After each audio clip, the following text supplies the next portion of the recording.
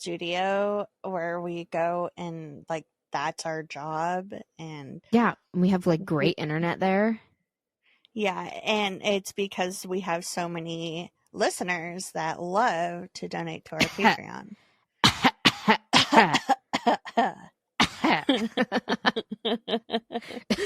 Please donate.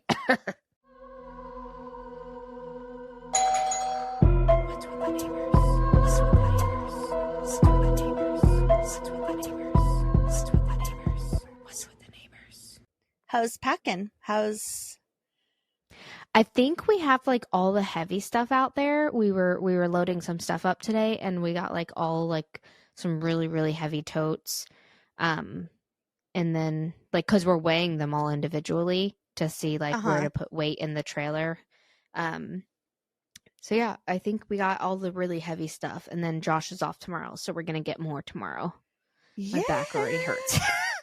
Oh boy, it sucks. I'm so happy for you though. Do you want to see what I got myself? Yeah, I had a treat yourself moment. That's what's up. Is it a Squishmallow? It's a Squishmallow Ron Weasley. Oh my god. I love you so much, buddy. You should do little adventures of Ron Weasley on your trip and like send me Snapchats of him. That's funny you say that because I actually was thinking about that today, but not with my Squishmallow. I have my favorite Lego of him, where he's making his face. Oh yeah, he truly makes the best face. That's why I love him, is because he makes the most iconic faces in all the movies. He's the best. Yeah. Yeah. Anyway, I know you usually have a question for me, but I want to ask you a question. I do not today it to you because I don't have a question because you chose to take this. You had a question for me. That's okay. Oh fudge! What was my answer? Oh yeah, I remember my answer. Okay, so you're in like. It's like a moment like in a comedy movie where everything is going wrong and like the world is ending or you're about to die or just something bad is happening. You know what's coming. And so you're like, I have to get out this last confession before the world ends. Like, I love you. Or right. I peed my pants until I was 12. What would be your true or not true? It doesn't matter. It could just be like for like movie purposes, comedy purposes. What would be your confession? Okay. So mine would be, don't let anyone see my diary. Okay. Do you have a diary? No. Okay. So what it would be is my entire adulthood, I started writing this diary of confessions of things that I have done, but they're not real. So like, I would be like this wild adventures that I have gone on, like super elaborate. Like I used to like hang out with like these druggies, like just this total rode a moose to Walmart. Yeah. Like just these most outrageous stories that had happened to me in my life. But like talk about them as if it's so like nonchalant, like not a big deal. And so when they read it, they're like, "Did she have this?" Like, I had no idea she had this like crazy. She was in a band. What? Like, she went on to, just crazy things. And I think that would be fun. Mine would be, I actually love Taylor Swift. I know that's a lie. Yeah. You're like, actually. I thought about that because I thought of my answer. My answer came before my question, and because we were at gymnastics and one of the coaches had their playlist on and it was all Taylor Swift. And I'm not gonna lie, I'll sing and dance to Taylor Swift and everything. Sure. Her songs are catchy, but I looked over at Josh and I was like, what are we gonna do if our kids are Swifties? He's like, I don't really care. It's like, what am I gonna do? I'm just gonna have to like convert. You do, dude. That's what I did. It's like a what is it called? A cult. Yeah. Then now they have a whole bunch of football team player fan people. Well, listen, you know the Taylor Swift Super Bowl's coming up. Mm-hmm. So I don't know. I'm kind Facebook. of. I'm pretty. I haven't really been on Facebook. So old for saying that. I haven't really been on Facebook. Like, I'll get on if I get a notification or something, but like I haven't really been scrolling. Same with Instagram or TikTok. I don't go on Instagram, but I'm pretty excited for the Taylor Swift Super Bowl. We'll be traveling, so I won't watch it. Actually, we'll be in Birmingham. And I'm really, really hoping if Michelle, if we're there and if you're feeling up to it, if you feel like making Super Bowl food, I would eat it. Just saying. Especially German potato salad. That sounds good. It's so good. I'm going to Vegas this weekend. And the Super Bowl is in Vegas. No, the Super Bowl is next weekend though. Oh, but it's next, right. Yeah. It's not this weekend. So when this comes out, Super Bowl is next weekend. Yep. Yeah. Okay. Because this comes out because we're recording late and I'm thrown off. Yeah. So it's just a very interesting how my dad said that everyone, like the Niners will already be there. So it's going to be popping. I'm going to be like partying with 49ers. Like the actual Niners. Niners. Not the fans. That's pretty cool. Super cool, dude. Who's going first this week? You go first. Okay. Share your neighborhood story then, my dude. All right. Looking for a local babysitter for a 3 and a 5-year-old Thursday at 7. Does not pay. Reward will be in experience and exposure. And in parentheses it says 5-year-old going on America's Got Talent next month. Possibly famous-ish. Like, really? You're trying to, yeah? Possibly? There's not even a promise there? Like, I mean, they're going on it. So that's their 15 minutes of fame right there. They even make it to the cut. That's like saying, like, hey, you know what? Will you watch my kid? I'm verified blue on Instagram, so basically my kid's famous too. Will you watch my kid? I have a podcast. Yeah, right. So does everyone in the world. Oh boy. Also, babysitter, looking for a local babysitter. What do you want? What's the other alternative to that, Brie? Virtual? Yeah, like Zoom. Okay. Love that for them. Yep. Okay. So I'm really excited to share you my story this week. I'm going to tell you about Tyler Hadley. Do you know him? Nope. You're about to get to know him very well. So Tyler Hadley was born on December 16th, 1993 in Port St. Lucie, Florida. Oh, do you know where that is? My age. No. Yeah. Okay. He was born to Blake and Mary Jo Hadley. He was born premature and only weighed 3 pounds and 10 ounces. Oh, well, baby. Yeah, he was kept in the NICU for about a month. His mother was an elementary school teacher, and I wasn't very clear about this, but it sounds like she had to like go back to work right away. I'm not positive on that, but she did feel guilty that she couldn't be with him every moment while he was in the NICU. So I don't know if it was. Oh yeah, I can't even imagine feeling that way.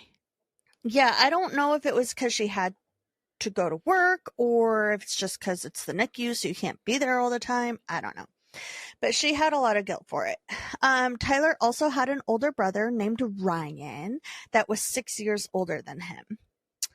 Growing up, Tyler had a lot of medical issues, but nothing life-threatening. He had like a thyroid problem and some other things. But because of this, I think that the way that everyone said that he was like a mama's boy, but I feel like it's maybe because she was giving him this extra care because he had these medical problems.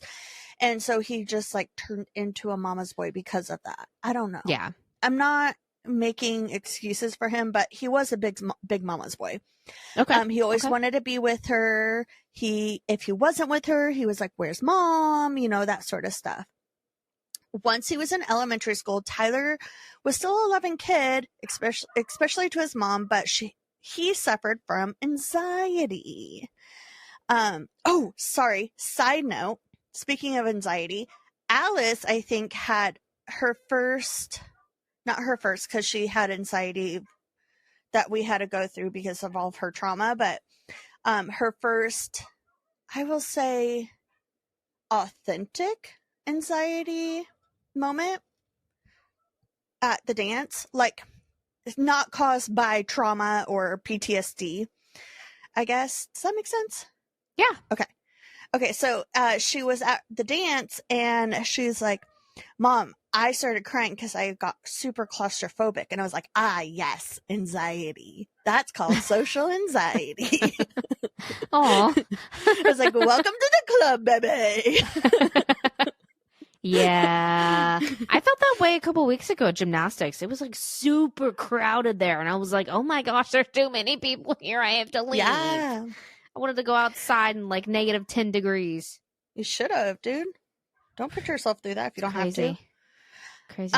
Welcome to the club, Alice. Yeah, welcome to the club. So, he suffered from anxiety, and he stopped playing sports. He quit all of his little hobbies that he had, and if he did start a project like trombone or something, he would like quit it pretty quickly. And he also struggled with acne, like I said, a thyroid condition, and he also suffered from a bout of bulimia, and low self-esteem. It was so much for a 10-year-old dude. Yeah. Oh my gosh, a 10-year-old. Yeah, he was in elementary school. He was bulimic in 10? Yeah, I don't think it was like an intense condition of it, but it was still there. It was still present. I need to go shut those dogs up. Hold on.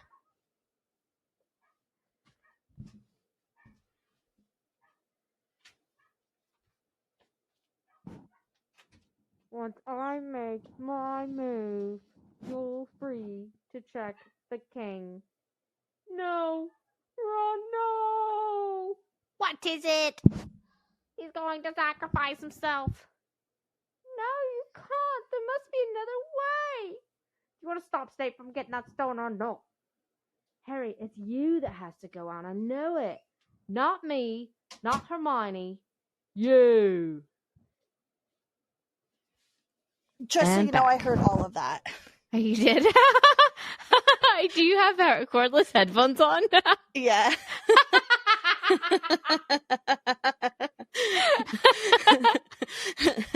Amazing.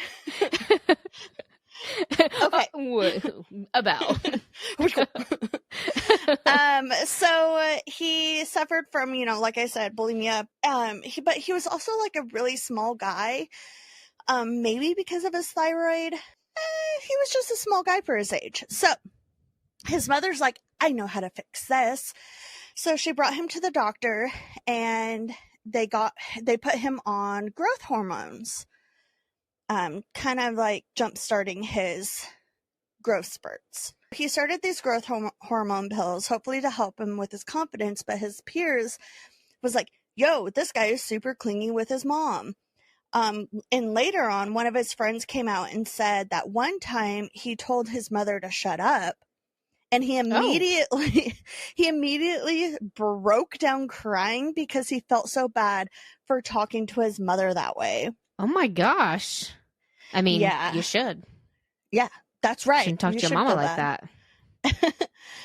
His neighbors noticed, like, he was a nice kid. They always had something nice to say about him when he was younger, and they would let him like house sit and stuff like that. So he was like a trustworthy kid. But the hormone pills did not work, and by 13, Tyler was getting into trouble at school and was drinking. Oh. Bad. Naughty. But wait, by what age? 13. Oh my gosh. Was that when you started drinking, Brie? Because you're a hooligan? I mean... Heathen? So, he would deface the public bathrooms, cars. No comment. He would deface the bathrooms and cars. He would throw shoe polish everywhere, which is an interesting choice. He would break windows, steal Christmas lights, just messing around with people's things. And by 15, Tyler had moved on to marijuana and pills. So, moving up, Moving up. Yep. Gotta try them all. Yeah. Pokemon. It's like Pokemon. Gotta try them all. Get the drugs. Sorry. I'm done. He would take anything he could get his hands on, like Percocet, Oxy. What is the one with an N? Naprox. That's a pain relief. I was just thinking narcotic. I think narco. Yeah, Norco. Anything. Mm-hmm. Norco. Yeah. So one time, one of his neighbors saw Tyler smoking marijuana and told his mom, and she was like, "I don't believe you," which is such a bizarre, like, not my angel. No, that's exactly what she was like. My boy is so perfect. He would never do something like that. And 2 weeks after that incident, Tyler and some friends they took a couch down to the wildlife preserve and set it on fire. And yeah, for fun. Police and fire departments were called and they got a slap on the wrist. There was a story from classmates that Tyler also would moo in biology class. What? Which is very bizarre. And it wasn't like to be, so from the sounds of it, it wasn't to be like a class clown. It was just to like disturb the peace. Just to be a dick. Yeah, exactly. So he also started skipping school. He hung out with a rough crowd of kids. He also struggled with his grades. Finally, after months of marijuana, alcohol, and pill cocktails Tyler was taking, his mother was like, maybe my perfect angel is not doing so great. So she tried to steer him on the right track. She would, keep close tabs on him. She had a GPS on his phone. Mind you, this is 2011. No, not yes, this is 2011. So he's 17 by this point. She's keeping tabs on his phone. She would, take away privileges like his phone, or curfew if he misbehaved. She would call the school to make sure he got there, just keeping a close eye on him. But this honestly just made him more mad and resented her more, and his behavior became more erotic. So, little side quest here. Today, Alice was giving me nothing but issues because she wanted me to take her to go get boba. And I was like, I'm not going to take you to go get boba. Like, we just bought your Nana a cake, a printer, flowers because her birthday's tomorrow. Happy birthday. Happy late birthday, my love. Happy birthday. And so I'm like, no, dog, like, I'm not, every time we go out, you don't need to get something, like a treat. And she was throwing me such a bad attitude about it. And I was like, dude, like, do you think that treating me this way is going to make me want to get you something. Exactly. You're not heading in the right direction if you want to get something. Yeah. So it made me think, when I was giving her this lecture, it made me think of my story. And I was like, Tyler, that's not how, you can't act out like that. You can't always get what you want. Yeah. But if you try sometimes, you can get what you need. Get what you need. Yeah. So, where was I? So in late April 2011, Tyler was 17. He got into a fight at his friend's house. Must have been a pretty bad fight because he got arrested and was charged with aggravated battery. And because he had a juvenile record, he was actually, because he was convicted for burglary a couple years before, right? He was sentenced to a week in jail, followed by 2 weeks of house arrest. Dang. Yeah, so he's just being naughty. For punishment, because she punished him on top of jail, which I think is fair. Right. But the punishment wasn't that great. She took away his phone. She's like, I'm going to take your phone away too. Solid. I'm not, so I am acting like I'm like making fun of this mom or whatever, but I just feel like her punishment wasn't like she was just being too soft on him. Right. That's why I'm kind of mocking her. Anyways, so she took away his cell phone, and Tyler was pretty open about his resentment towards his parents to his friends. So he kept his friends updated through the computer on Facebook Messenger how angry he was with his parents and how much he hated them and wished that they were dead. You dick. Yeah. So, and his friends for the most part thought he was just like blowing smoke, right? Like, okay, dude, like we all hit our parents. Yeah, join the club. Right. 17. He later admitted that the thoughts of them dying started out small, like kind of like he first wished that they weren't my parents, then it went to I wish they were dead, and then it started like he started having these very vivid thoughts how he would kill them.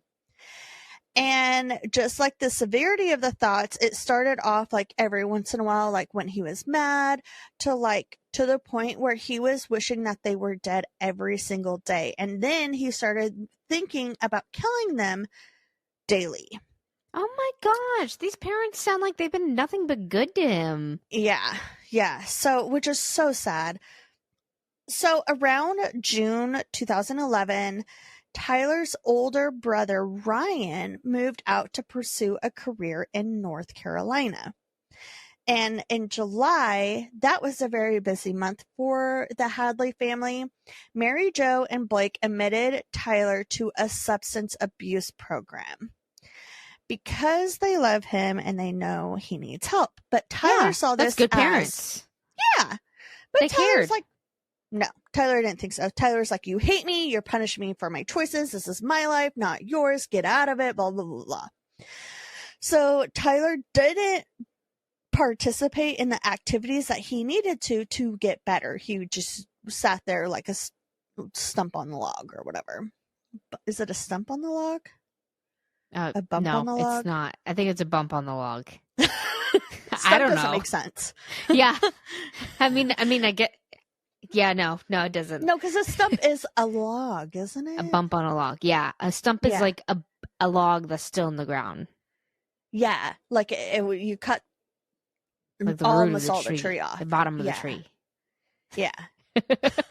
Sorry. It's a stump on a log. So what is odd though, Brie, is his mother was telling everyone that he was like, oh, he's doing so good. Like, yeah, he's over the hurdle. He kicked the habits. He's happy. Which wasn't the case at all. Tyler was not participating in the activities that he needed to. So it was very bizarre. Like, I understand saving face, right? And like trying to make it look like things are better, but right. I get that because like if you've ever, I don't know if you've ever been in a relationship or even a friendship, like relationship like with a couple or a friendship, and you make excuses for that person, Right. and you are constantly like up talking them and trying not to tell your family like all these bad things that they're doing or how they're bad people, but like you on the inside know, and it's just like you hope that they're going to do better. Yeah. I don't know. I completely I've get been that. in situations like that, and it's like, and then finally like one day it hits you and you're like, man, talking to my mom, this person's a piece of dump, like they suck. This and this and this has been going on for months. I completely get that, because you hope that they get better so that you don't have to share those demons with other people. And you don't want other people to judge someone that you love or care about. That you love. Yeah. Oh, and then 1,000%. That's always going to be the one thing that they think about. So it's like, okay, we'll see. We'll see how heavy this gets. Yeah. So, sorry, Robin. I didn't realize she was in the window. She scared me. So she's telling these people this. So Tyler's back home and something happened, causing his mother to take his phone away from him again. And so Tyler messaged his friend on Facebook Messenger through his computer and said, basically, my mom is a see you next Tuesday. She is dead. I am going to kill her. Oh my gosh. I know. So that's like a great word to use. That's low, man. There's a coworker that she's an intern at my work. Oh, sorry, Leon. And she works Tuesday, Wednesday, and Thursdays. And so on Thursdays when she's leaving, she's like, all right, see you guys next Tuesday. And the first like couple times she said it, I would like ask my coworkers, I'd be like, does she know what that means? Because she's like she's a high schooler, right? So I'm sure they don't say stuff like that anymore. And so when she came in, I was like, do you know what that means? And she's like, yeah, that's why I say it. I was like, okay.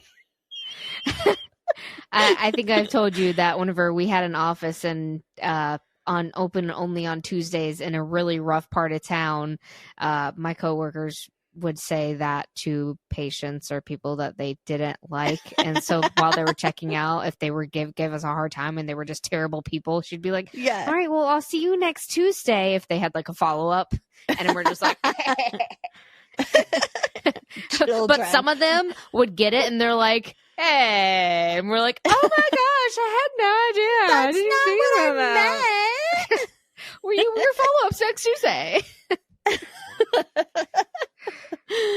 Oh my gosh. Okay, so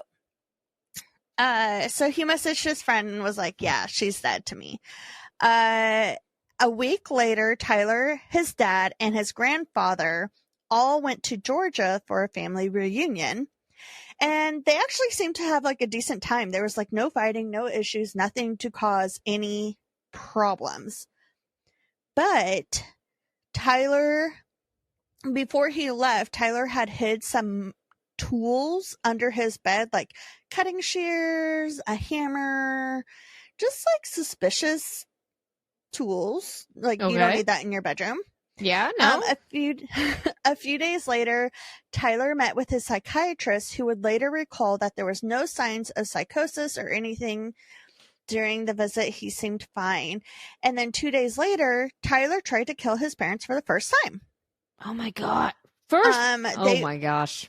Mm-hmm. Okay. So they were asleep in their bed, and he stood over them, and he held hedge trimming shears and was going to stab them, but he couldn't do it. That sucks. I know. That would be such a terrible way to go. Oh my God. Ow. Okay. Anyway, so he couldn't do it. Yeah, he couldn't do it. Also, the thought, could you imagine like waking up and you see your kid just standing over you with shears? Did they see him? And you're just like, no. So he admitted but just the it? thought. Yeah, he told the peoples. Oh my gosh, yeah. I get freaked out when my kid comes in the bedroom to tell me about their dream. I know. It's like, what do you want? Did you get here? So just 2 days later, Tyler tried to kill. Oh, sorry, I just said that. So the next day, July 16th, his parents spent the morning going to the local farmer's market, which is so adorbs. And like a lot of kids his age, Tyler poured out a lot of his thoughts on Facebook. But on this morning, he talked to his friends about actually following through with things. And then he told them that he was actually going to kill his parents. And his friends are like, nah, you can't do it. Or like, you're actually going to follow through this time. Like, but, things just... We should be talking about that stuff on Facebook. Also, how did that not get flagged? Yeah. Was it like a post? It was a post. It's like those cringe posts that you see come up 10 years later. You're like, oh my God, I wanted to kill my parents 10 years ago. Yes, right. His Facebook memories are my mom is so annoying. I'm going to go stand over her with some shears. So it was definitely giving mixed signals, his friends' responses. I do truly believe that his friends didn't think that he was actually going to go through with it. Yeah. Or maybe they're all just sick in their head and they're egging him on. I don't know. So at 11:25 a.m., Tyler texted a friend saying that his parents would be gone later. Then he talked to his best friend, Michael, and said that he was definitely going to kill his parents. So Michael was his best friend in the world. He didn't take him seriously at all. He did not take Tyler seriously at all. Okay. Number one, he, obviously he's heard this before. He's like, all right, Tyler, cool. What are you doing later? And then he also, I think he thought that his friend might rant and rave, but ultimately was never actually going to do anything. So by 1:50, so he told Facebook that this was going to happen. He told his best friend that this was going to happen. And at 1:15 p.m., Tyler posted on Facebook, because that's his favorite place in the world. And it said, quote, "Party at my crib tonight, ... maybe."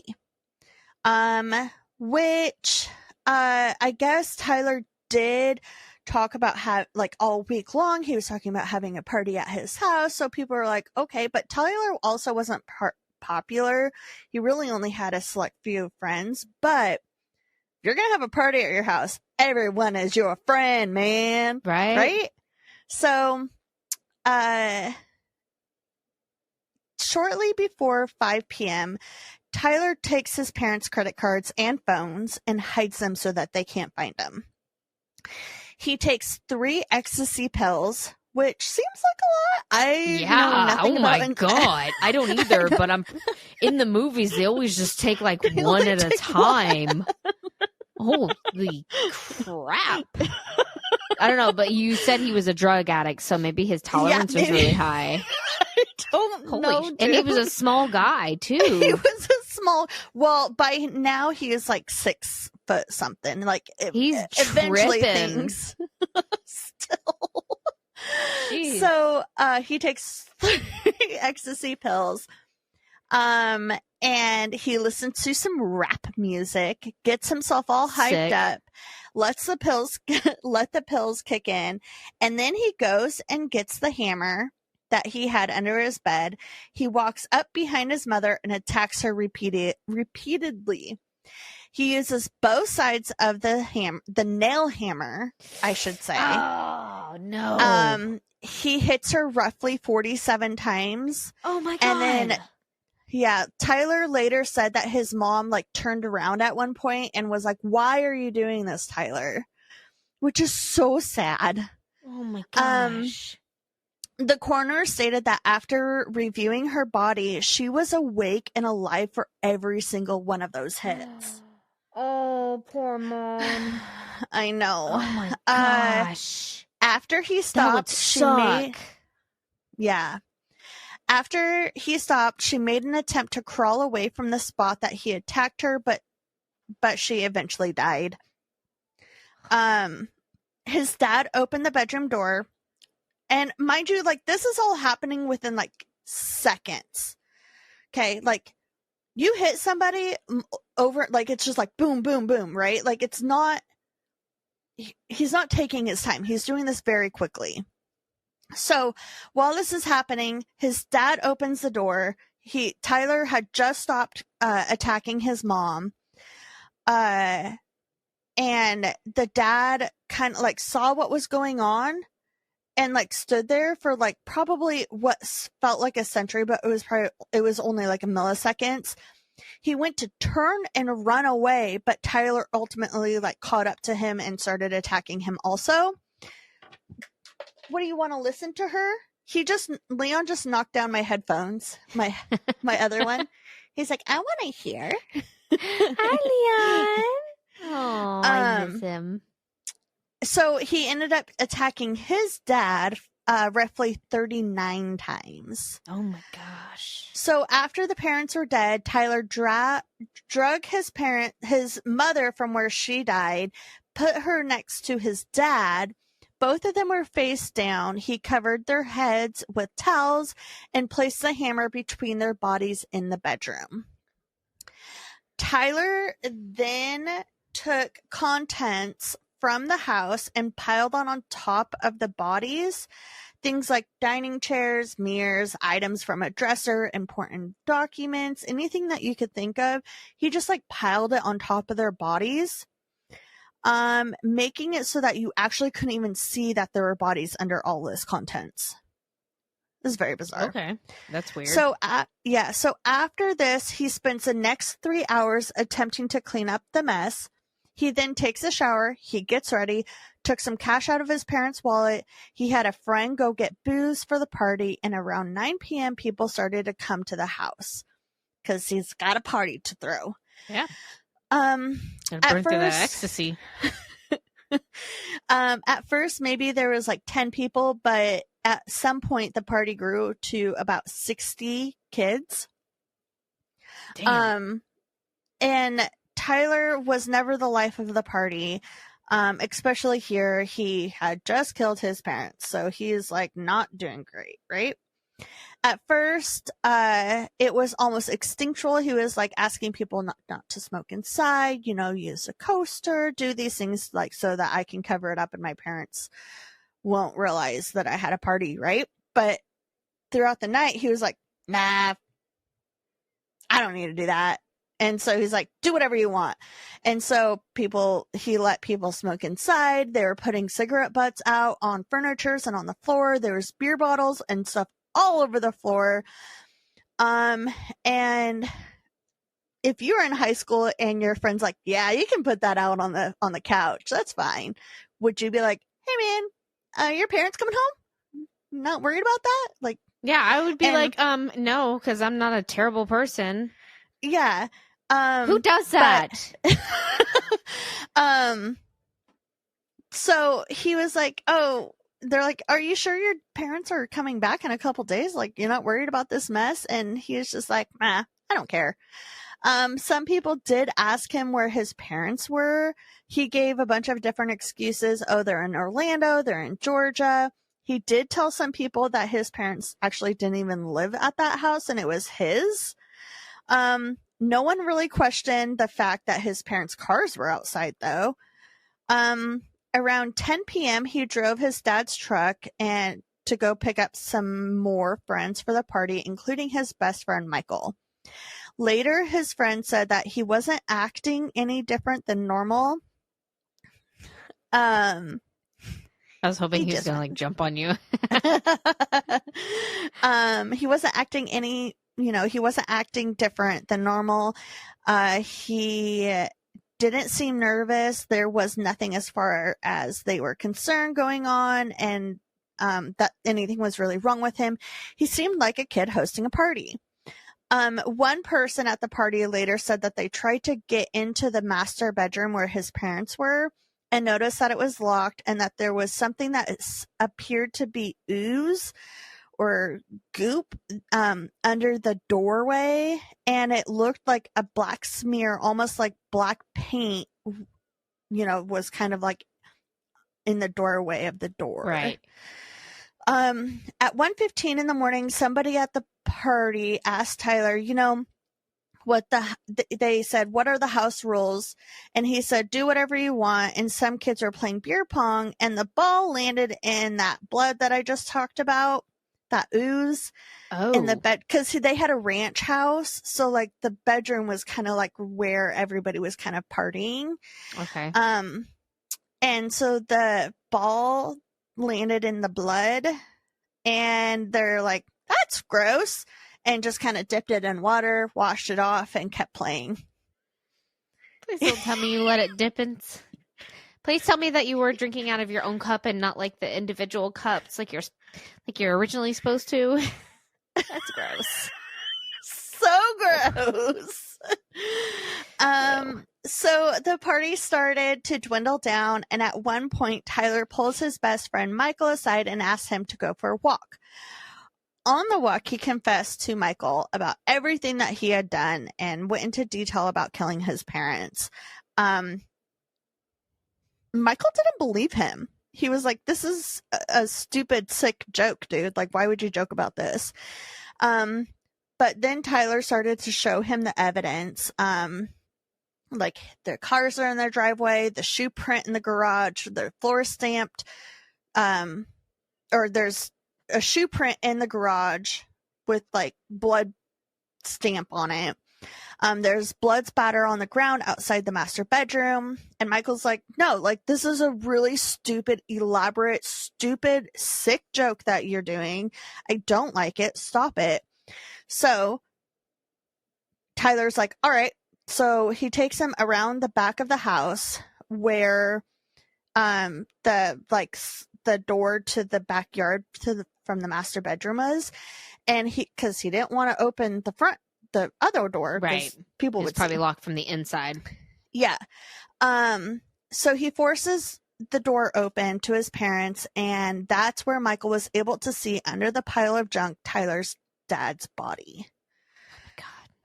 So traumatizing, dude. Instead of freaking out, though, and leaving, Michael knew that this was the last night he was ever going to spend with his friend. And so Tyler also knew this. He knew he was either going to go away for a long time or he was going to take his own life. So Michael stuck around with him, with his friend, and they even took a selfie together. That's a good friend. It's really sad, dude. It's a good friend, but so sad. Like, like instead of freaking out, like, I really just need to spend my last like a couple hours with this dude before he goes away forever. Yeah. That's so sad. But also, like, maybe he was trying to stop him from like killing himself or something. And he's like, all right, let's not freak out and make this worse. It's funny that you mentioned that. So, okay.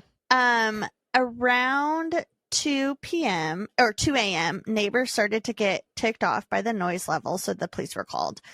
Within minutes, police showed up. The party died down like quite a bit, so there really was only about 20 kids or so left, and the officers rang the doorbell. They were like, hey, turn it down. Tyler's like, all right, no big deal. We'll turn it down. Right before he left for the night at 2:30, Michael took the pills Tyler had, and he was worried that he was going to use those pills to kill himself, so he hid them. Okay. Good friend. Oh my gosh. Yeah. So, Michael left, and at 4:24 a.m., Michael anonymously reported Tyler's confession to Crime Stoppers. Good for him. I'm getting chills. So by 4:32, police were notified. 4:40 a.m., Tyler posted on Facebook, "Party at my house again. Hit me up." But the police were already at his house when he was posting that to Facebook. They also saw him in the window pacing back and forth, talking to himself. They said that he was like very disturbed. They also said that he was taking stacks of books from a bookshelf near the front door and going towards the back bedroom and just like flinging them into the bedroom, which is really weird. Okay. Tyler So the officers knock on the door, and Tyler turns off all the lights and then answers the door. When the officer sees his hand hidden behind his back, the officer pulled his gun, which I understand. When the officer asked Tyler if his parents were home, he says no. But the police had already ran the car plates knowing that they belonged to Tyler's parents, so they know he was lying. So they handcuff him and enter the house. They start to go towards the back bedroom, and Tyler screams, "You can't go in there! Don't go in there! Please, officer, don't!" And the officers are like, well, they're definitely going to go in there now. Well, because you asked us not to. So the officer saw the blood outside of the room. The door was locked, so they had to force it open, and they started moving the things on top of the bodies. And Brie, the dogs were hiding under the bed. Oh, they're dogs. That's poor puppies. Luckily, he didn't do anything to them, though. Yeah. And it Mommy and Daddy. Oh, it ultimately took the police 5 days to fully process the crime scene because of everything that he did. And the funeral for Blake and Mary Jo was attended by 1,000 people. And in 2014, Tyler pleaded no contest, which is also like I am pleading guilty, right, to both counts of first-degree murder with a weapon. The sentencing hearing took about 2 weeks, and at that point, Tyler was almost 18 years old. They thought he deserved 2 life sentences. They said it was premeditated murder. So in prison, Tyler got his GED, but he was a young kid, and so he did get into some trouble in jail. He was caught smoking weed. He was caught having shanks. And at one point, he autographed a picture with 3 fellow inmates with the caption, "I don't know if you're a fan, but you should be. It's hammer time," which is very disturbing. Whoa, that's dope. Yeah. So Tyler's sentencing, but also I wonder if anyone bought it. Well, it was like someone gave him an autograph of him, like a photo of him and 3 other inmates, and said, "Hey, can you sign this?"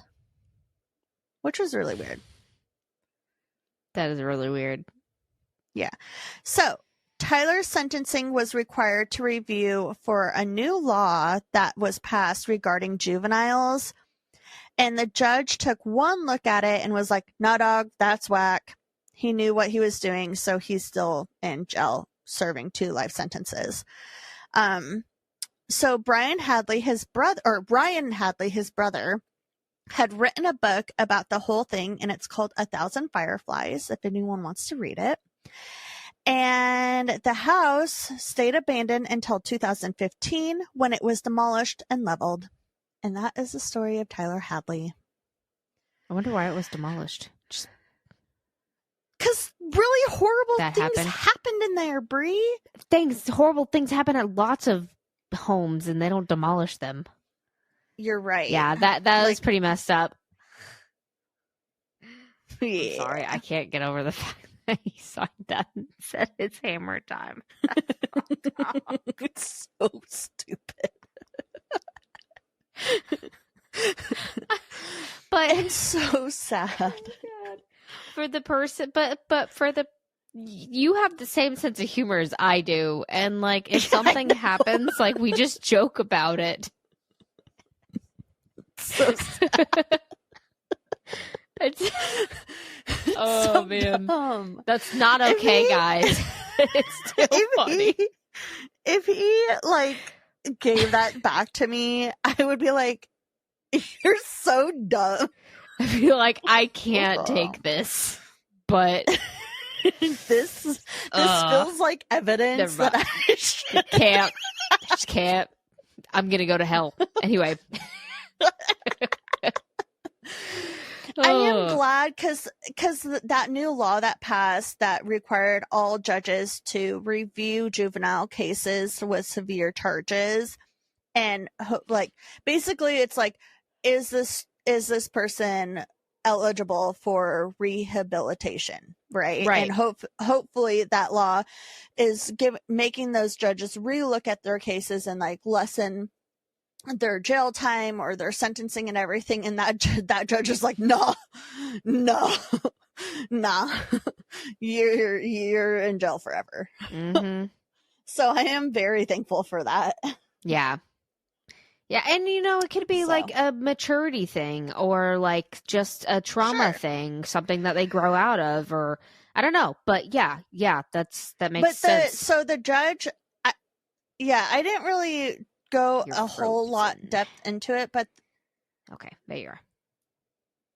I didn't go research a whole lot into that resentencing, but the judge did say that I read was like, this guy was almost 18 years old. He talked about killing his parents multiple times to multiple people. Like, he knew exactly what he was doing. This was not a mental break. This wasn't, he very much could have a mental illness, but this was not a mental break. Right. Yeah. This was somebody that really just grew up and decided to kill your parents.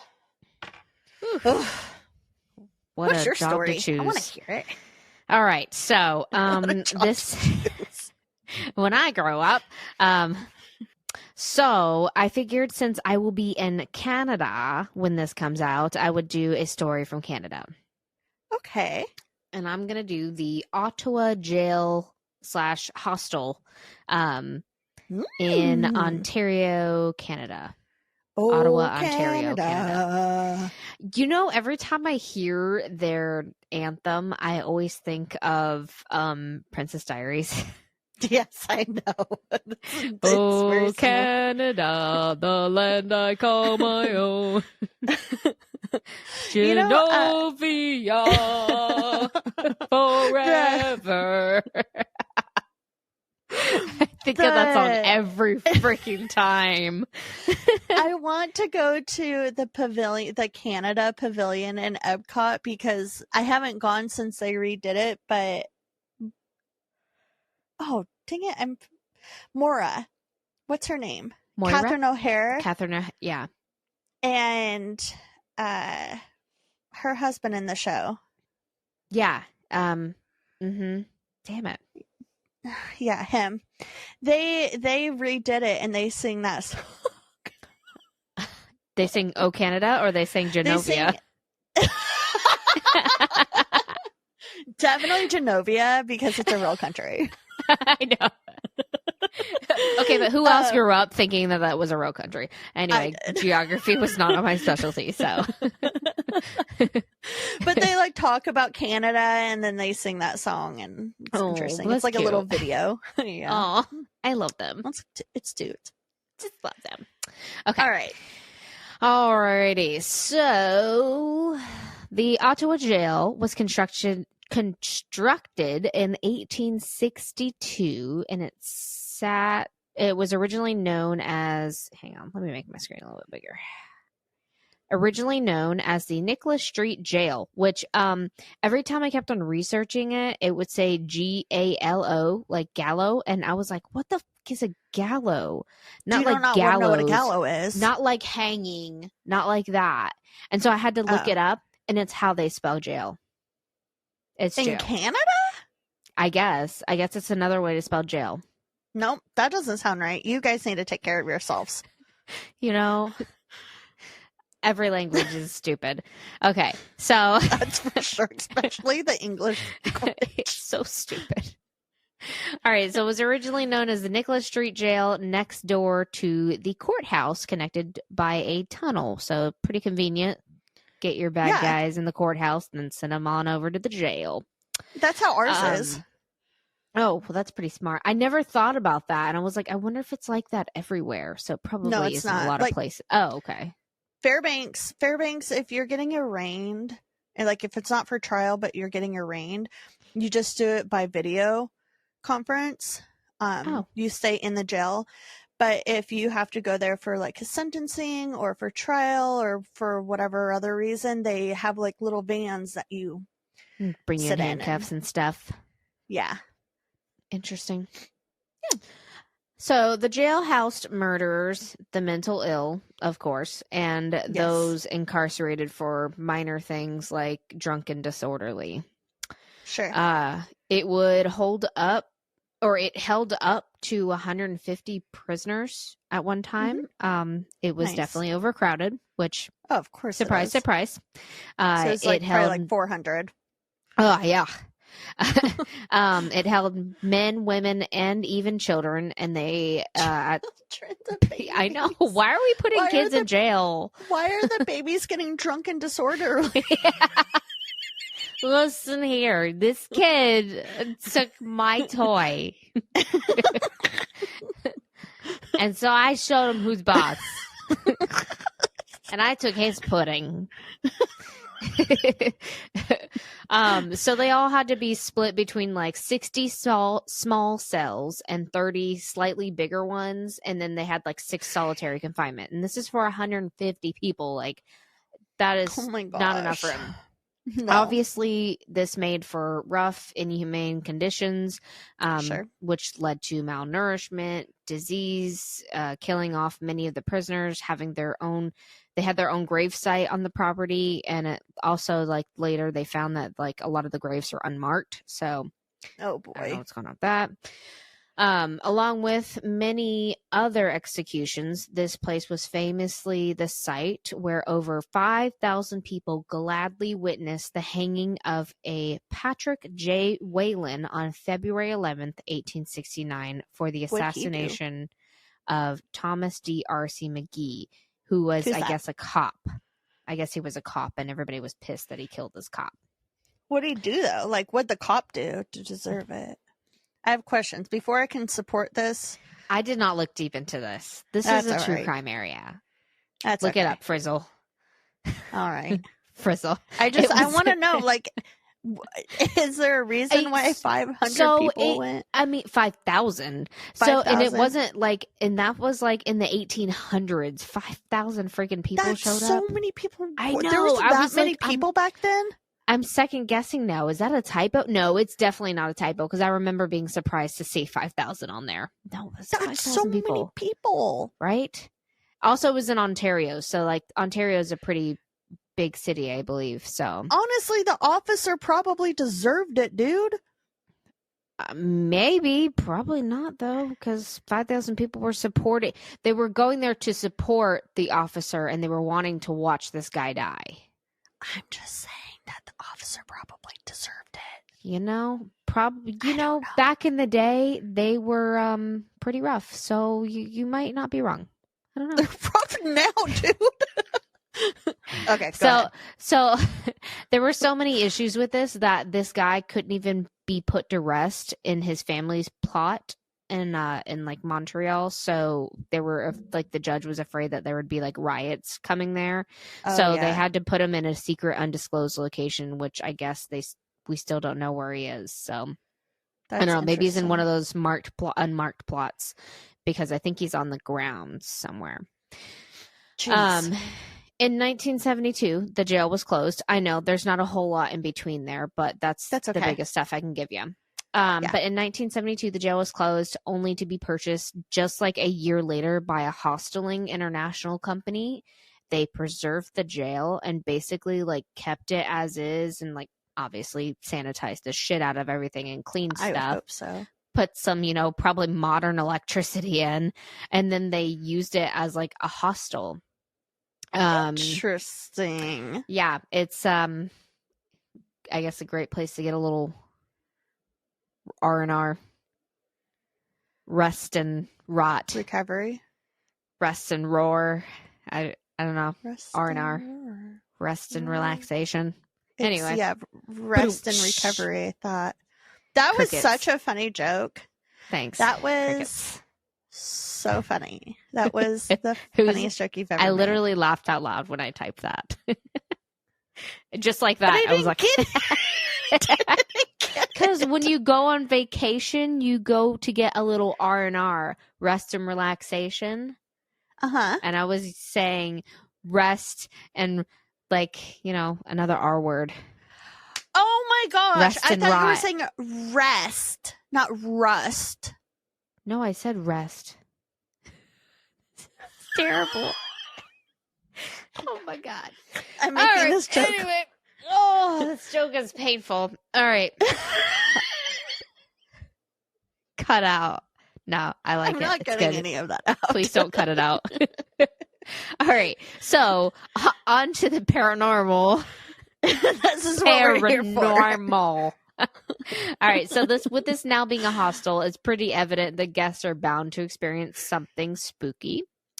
It's been said that Patrick Whelan has been seen walking the halls toward the gallows. Oh my. Because they do, I don't know if I mentioned, they do have their gallows on site. I think it's in the basement. Yeah. I figured there was because there was a graveyard on site. Right. Yeah. In the solitary confinement, visitors have reported feelings of shut up. Sorry, I'm not talking. My computer's telling me I have too much screen time that I'm using. Like, don't tell me what to do, Apple. All right. In solitary confinement, visitors have reported feelings of despair and negative energy. Ooh. Just bring your crystals. Sorry. Where the gallows still sit, guests have heard footsteps, disembodied voices, and other disembodied noises. In the lounge where the women and children used to be held, you could hear crying children and screaming, as well as knocking on doors and footsteps.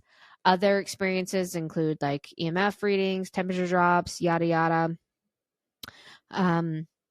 Lots of different unexplained noises. And also it's like an old metal jail. There's metal everywhere. So, I mean, maybe some of it can be explained by a lot of that. And all the reviews I read, none of these like cells are like closed off. You're in the open, super exposed. So like you hear when people get up in the middle of the night to go to the bathroom because the bathroom is communal. So some of the noises could be explained by that. So and when maybe you say people just getting spooked. When you say everything is open, is it kind of like the jail cells, the gin pop in Orange is the New Black? I'm trying to remember what those look like.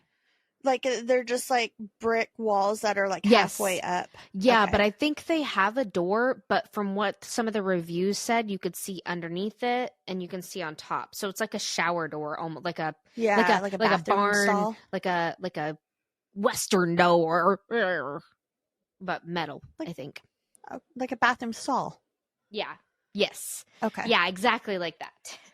Okay. So, I did get quite a few Yelp! I'm scared reviews. I'm scared. Okay, this first one is from Beyond Salsa, and they gave 5 stars. Thank you, Beyond Salsa. And this was in July of 2020, and it says, wonderful historical stay. Hold on. Wait a second. Stop. Why is this person traveling in July of 2020? Oh my gosh. Mm-hmm. It was in the summertime. We were Oh yeah, we were all masked up and told to stay home. I traveled in 2020. And so did I. Let's see, 2020. It was in the winter of 2020 though, through Canada, actually. I traveled twice in the winter of 2020. I just did it once, but it was because we had to move. Yeah, right. Okay, so I didn't even realize Sorry. that. You're good. You're like, hold up. I was trying to put myself where I would be at. This place is 100% haunted. The uneasy feeling and the presence of something is definite. All in all, was a wonderful experience. We will definitely be back. Hopefully not during COVID. All right. This one I found on Facebook, and it said it's from a Facebook page called Everything Paranormal. What are you doing, Kat? That's a really weird title of a website. Everything paranormal. What are you doing, Kat? She's going underneath a blanket. It's really weird. She doesn't do that normally. I think you're probably cold, you ding dong. Use the bed that I got you. Anyway, this was an old jail. It was also the place that the last public hanging took place on the third floor. Sorry, my screen is not wide enough. On the 3rd floor, you will feel an eerie presence watching you. Stop scratching on the blanket. In the shower room, you get into the shower, take it as normal, get out to see your clothes scattered all over the hallways on the floor. It cannot be a person because all the people were gone, and the doors are heavy ones that you can hear opening no matter what. The doors are known to lock themselves, although the locks were removed. You can hear the voices screaming and moaning for help. The hostel hosts a ghost tour of the building. I'd be so annoyed with all my clothes all scattered everywhere. So would I, especially on the bathroom floor. That's gross. Public and wet. Bathroom floor. Oh, it's like nasty. Anyway, this next one is from Anissa on Google, and they said, "Just wondering, did anyone else hear men screaming and yelling loudly in the middle of the night? I was here a few years ago with a group of 20 people, and no one else heard anything but me. I also woke up in the middle of the night and puked. Don't know if it was related to the haunted experience or not."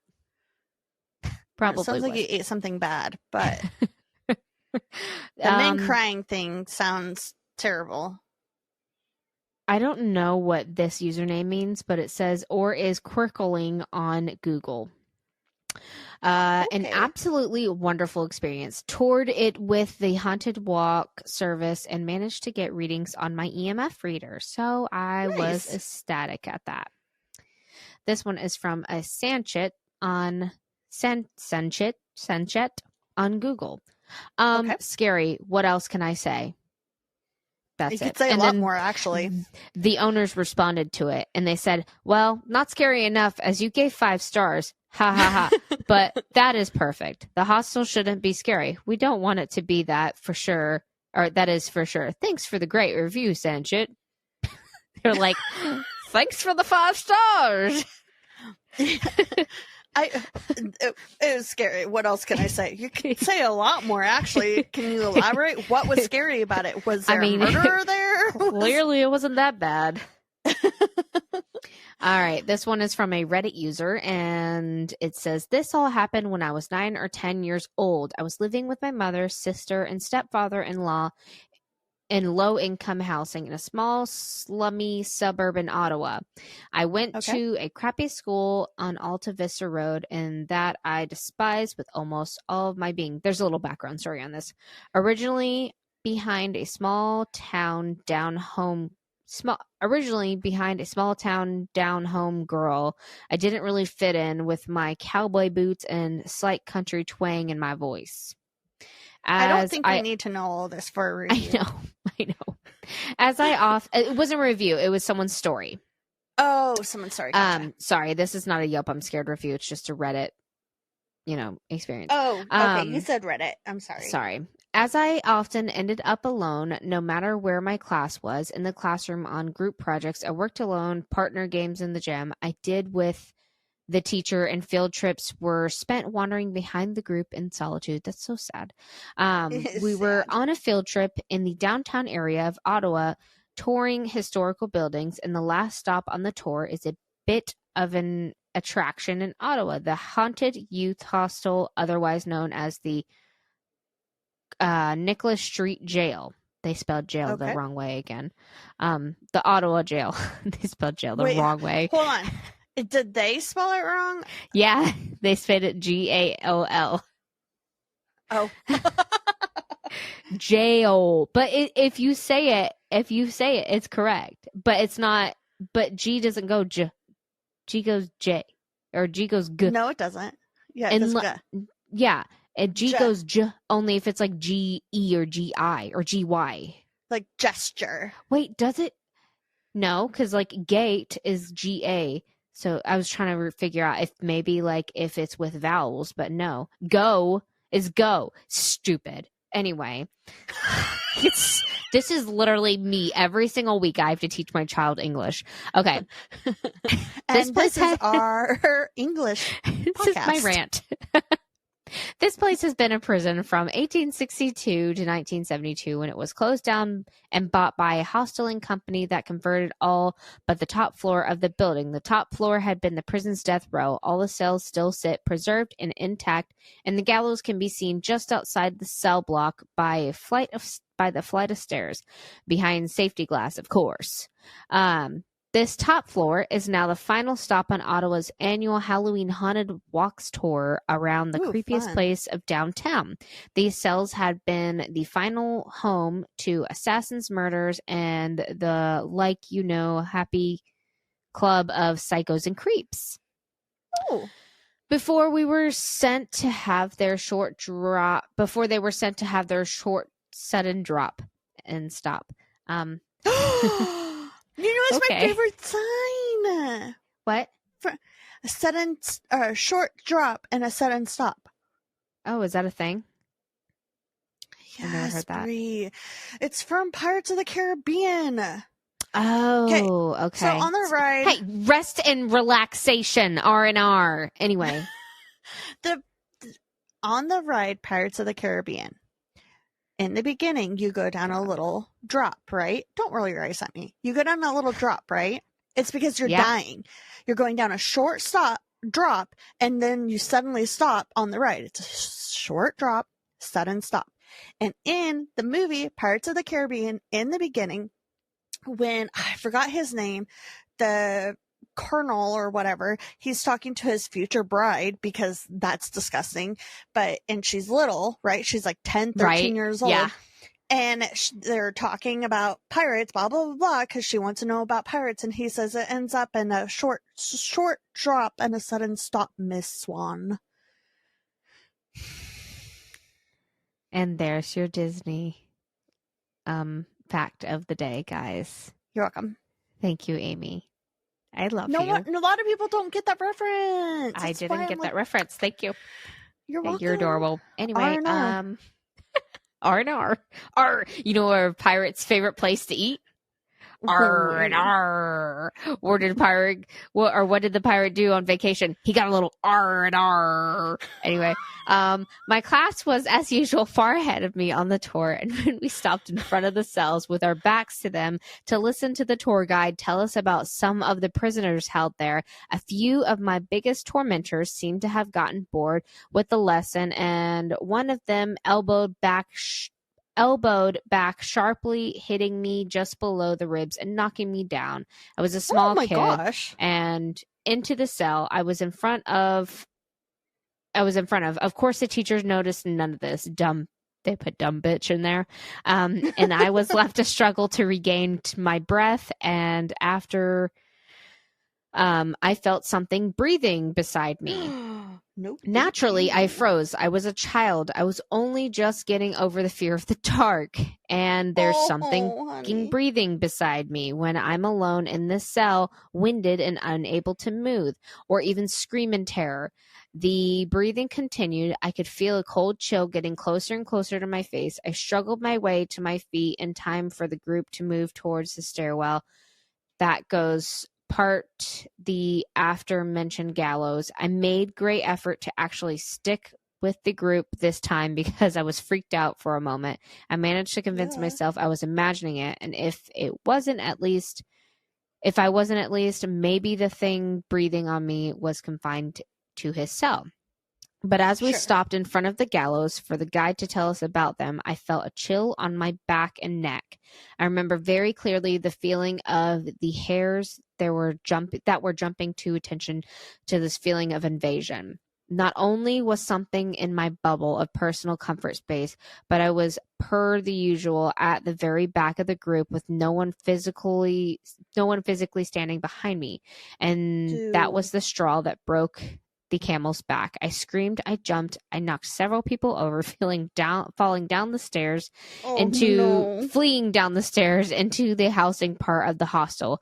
Naturally, no one believed, and I got to be known as a spaz for the rest of the 2 years I was at that school. I never felt chilling breath again, but for 2 weeks after I felt eyes on me. I was never really alone. And on top of it, I've always been a sleep talker. Why, just the other night, my fiance told me I randomly burst out laughing hysterically in my sleep before rolling over and being silent again. And my mom was one of those moms that would have nightmares about terrible things happening to her children and would wake up and come and sit in their room and watch them sleep. I'm 21 now, and she still does this when I visit her.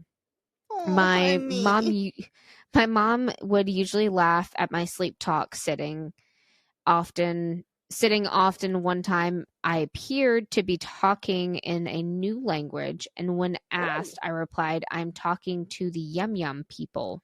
For those weeks after the prison tour, she informed me recently when we were talking about it that my usual cute, funny sleep talk was replaced by growls and erratic, disjointed words about death and ropes. Dude. Sorry, that was a really long one. That was crazy though. Yeah.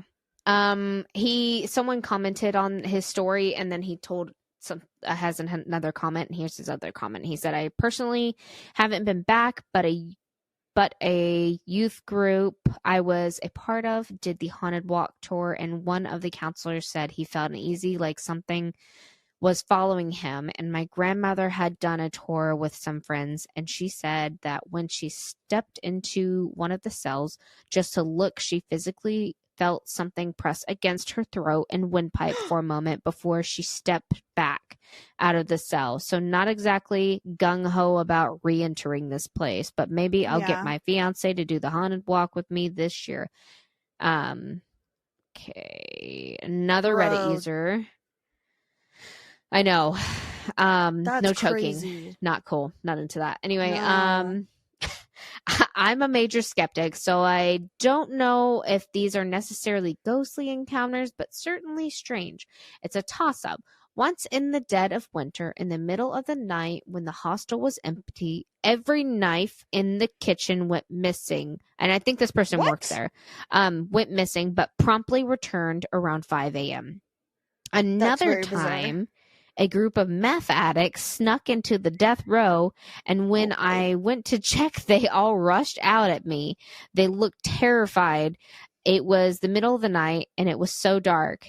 They were super quiet, and I was shining my flashlight in each cell to make sure it was empty. And once I got to the cell, they were in, and the light hit them. They freaked out and ran, and I still get chills thinking about this.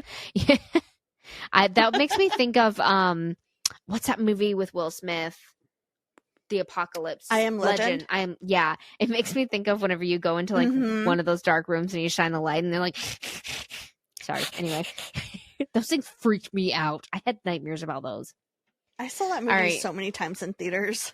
I think I saw it twice in theaters. It was so good. They did so good. Yeah, I saw it like 7 times. I loved it. Oh my God.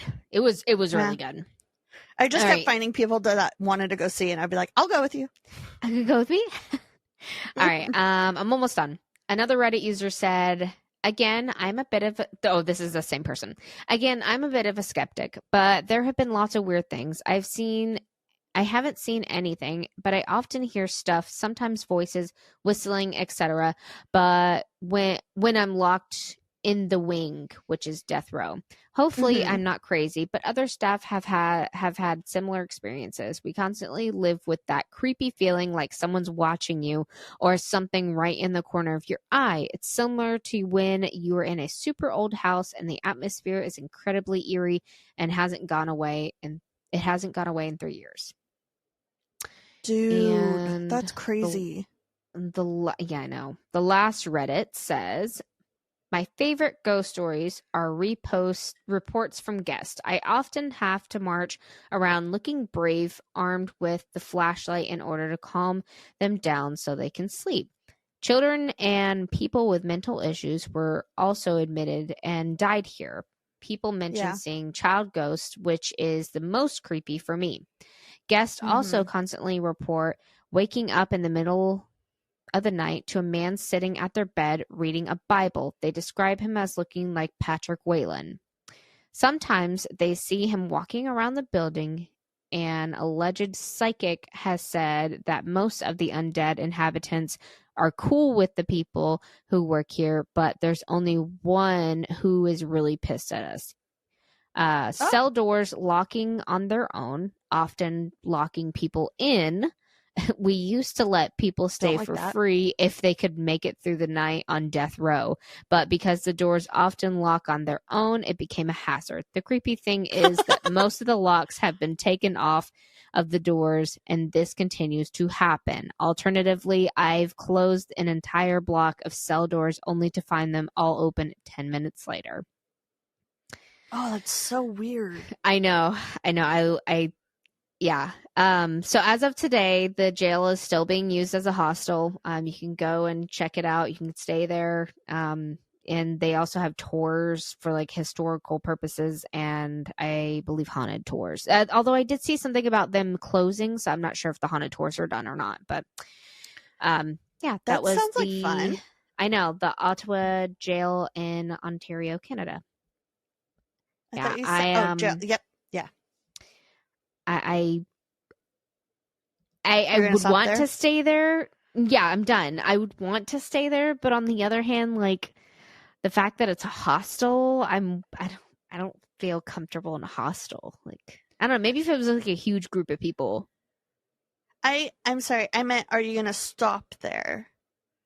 Oh, no. On your way? It's on the other side. I think Ontario's on the other side. I don't know anything about Canada. I think it's on the other side because I looked, because I was trying to look in areas that we were going to be in, but I didn't see anything that like screamed at me. Totally caught my eye. I did see that like the Hall of Fame there, but it was only like one ghost, so I was like, it's not enough for me. Yeah. Oh, that's lame. Yeah, you need more than that. Yep. Make it worth your while, you know. Yeah. That was a good one. Thank you. You're welcome. Glad you liked it. Yours is good too. Sorry. This is a fun episode, guys. I wasn't yelling at you.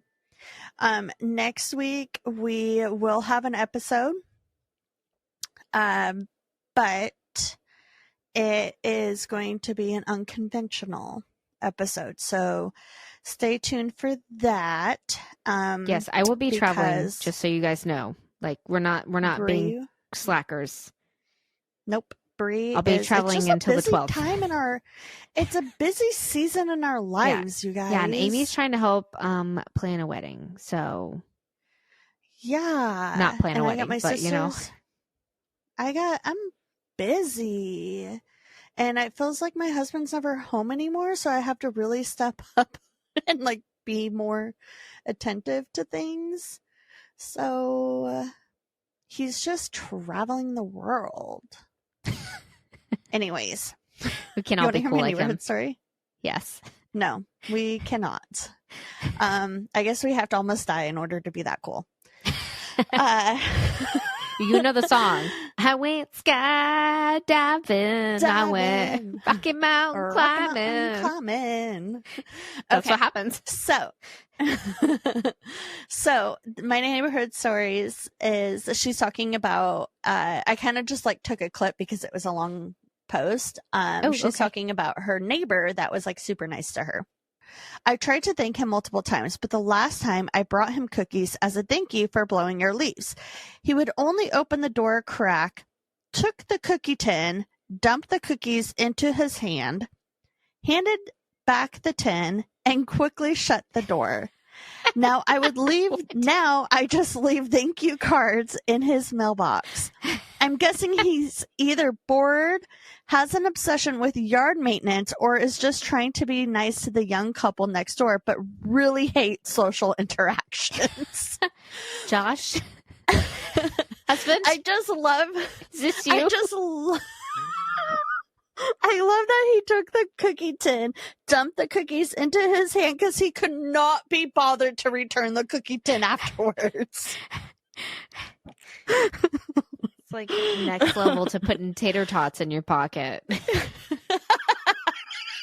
Thanks. Bye. Okay, thanks. At least it wasn't like noodles or something. We're going to someone just knocked on my door, so I think I have to go. Check us out on all of our social medias. And have you checked in on the neighbors? What's with the neighbors? Bree and Amy. Bree and Amy out. Out. What's with the neighbors? Say hi to your cats for us. Don't get dead. Safe travels.